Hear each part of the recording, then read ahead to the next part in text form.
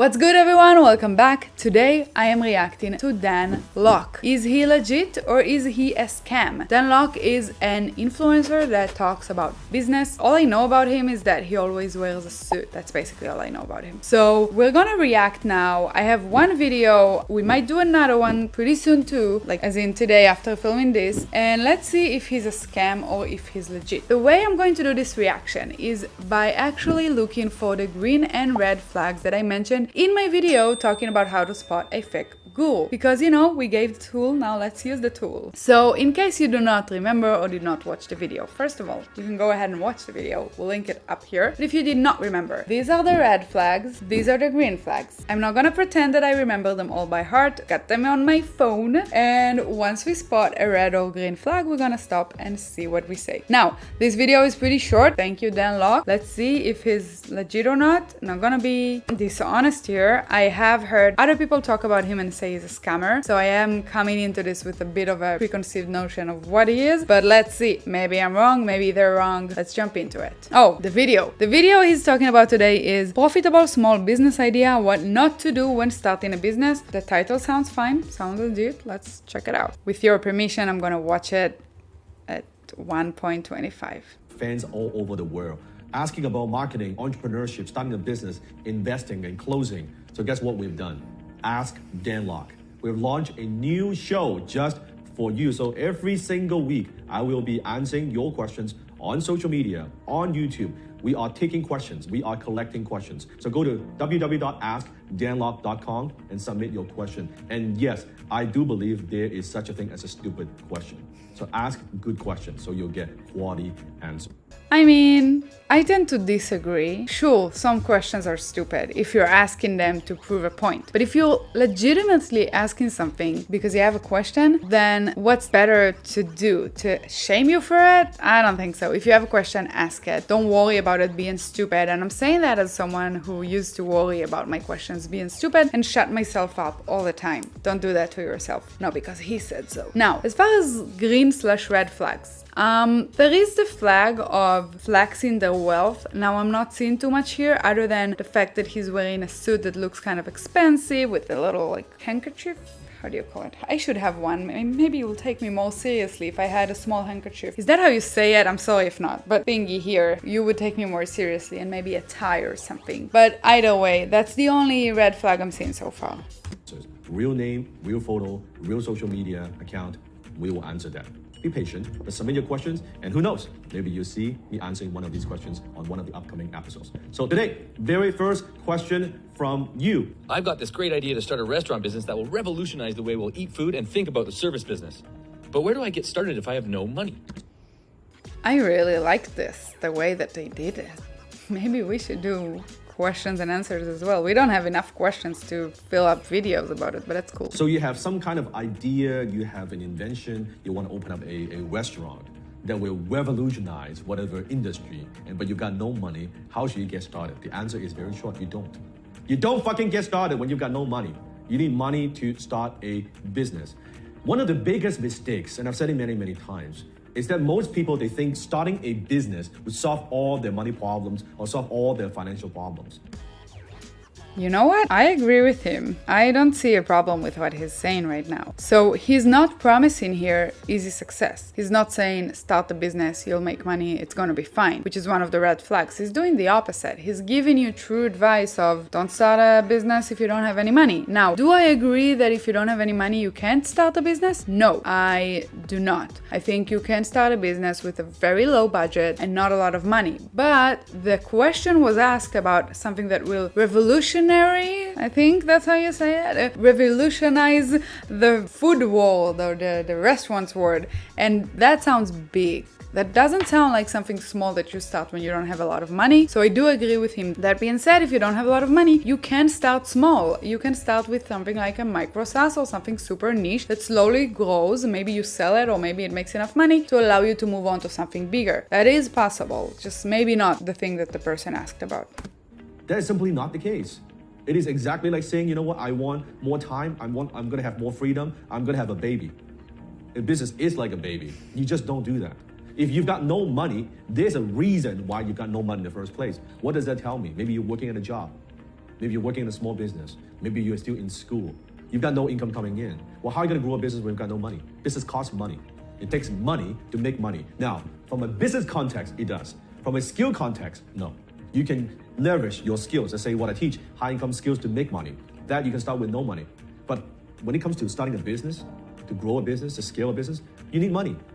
What it tells me is, I get so many questions. Dan, I've got this idea, I've got this, I've got no money, how should I get started? You don't, because you haven't earned the right to get started yet. You haven't earned the right to get started yet. Okay, wait, I want to see what he says before I reply to that. You haven't earned the right to be an entrepreneur. Nowadays, any fucking moron can put it on social media, on Instagram. From last minute, they are like college student. Next minute, I'm an entrepreneur. Fuck you. You're not an entrepreneur. You haven't earned the right to be an entrepreneur yet. You need to work your way up. Develop your high income skill. You guys are missing out because Ali is cracking up here. She's trying to be quiet. Fuck you. What's your name? Tony! Fuck you, Tony! Why is he so angry? I don't get it. Okay. No, but on a serious note, I mean, I get the point he's trying to make. Maybe he's trying to be contrary just to like attract more people, you know, polarizing content, etc. But I don't think you need to earn the right to call yourself an entrepreneur. I think entrepreneur is kind of an empty word with not a lot of meaning. Entrepreneur means trying to start a business and trying to start a new venture. That's fine. Call yourself whatever you want. That doesn't really matter. I don't know why he gets so angry. You don't need to earn the right. That being said, just because you stopped college last week and now you started a business and changed your title on Instagram, that doesn't mean you have a business. That means you're trying things out. And I personally believe in a little bit of humility. So like if you're just starting something out, maybe don't go shout it off the rooftops like I'm a successful entrepreneur. It's okay if you share your journey. I'm not saying you need to hide it at all, on the contrary. But if you are like a douchebag saying I am a rich entrepreneur because you quit college yesterday and mommy and daddy gave you some money, then yeah, that's a bit douchey. But there's no reason to shout at people like that. What I do agree with that he said is if you have a skill that you want to teach, you can start off doing that and make money doing that. You can. That is not the only option you have though. As I mentioned, you could do something that is like a business that generates passive income, not just teach a skill. For one, you could teach the skill and turn it into an online course that generates money even if you don't meet up with students. Another thing you could do is start a product. It could be an online product, a physical product. There are complications to each one. I would say an online product is so much easier. But you do have ways to start a business with not a lot of money. But I do agree that you would have to invest some money into it before you see something back. So don't get started if you have like $0 in the bank and you can't afford to go without a paycheck for at least 6 months. That I do agree with. I don't agree with the anger and the cursing. I feel very attacked right now. Emotional damage! First, then you can be an entrepreneur. When you think your product is everything, or your recipe, you want to open up a restaurant, your invention, you think that is it, it tells me you're not ready to be an entrepreneur. You're going to lose your shirt. Don't. See, when you think about opening a restaurant, I'll ask you some questions. See how many of these questions you can answer me. Ooh, there is a recommendation for a video here that I really want to watch later. How to make money online. 3 legit ways to make money. He also has a video about how to start with no money, which kind of contradicts the fuck you that he just gave us all, but okay. You have this recipe. You want to open up this restaurant. All you know is how to make the fucking food. That's not how an entrepreneur thinks. An entrepreneur is asking a very different set of questions. How much does it cost for rent? What's my lease? My menu, what's my margin?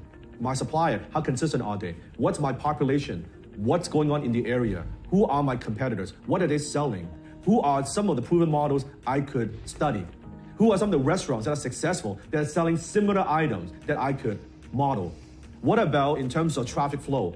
Look, I agree with the questions that he's talking about. If you want to build a business, the idea is not enough. But you do have to actually execute. You can't just have an idea and say, ooh, I have the best recipe in the world, it's going to be a great restaurant. You do have to be business-minded and think about these things. But why is he attacking people asking the question. Like, this is not a way to get someone to actually know, like, learn from you by attacking them, by shouting at them, by letting them know. He's basically speaking like, you're stupid. You think that just your idea, that's all you need? No, you need to know all of these things. You need to ask all of these questions. Yeah, he's right, you do. But it doesn't mean you're stupid. It means you're learning, and maybe you, in this specific journey, are a little behind him. I don't like the energy that he's giving off. That's what I'm saying. I'm not seeing any red flags here as far as the advice. But the way he's talking, you know what? I think one of the red flags, let me just check for a second. Emotional manipulation. Oh yes. Ding, ding, ding, ding, ding, ding, ding. And another one. They know best. Another ding, ding, ding, ding, ding for a red flag. We have two here. First, emotional manipulation. He's kind of making you feel like shit for not knowing these things already, when his role is to educate you. And also, he knows best. You know? He knows what he's doing. Unlike you, you silly little peasant. What about hours? What about in terms, are there any developments around the area? Is this area growing? Is it declining? What about people's income?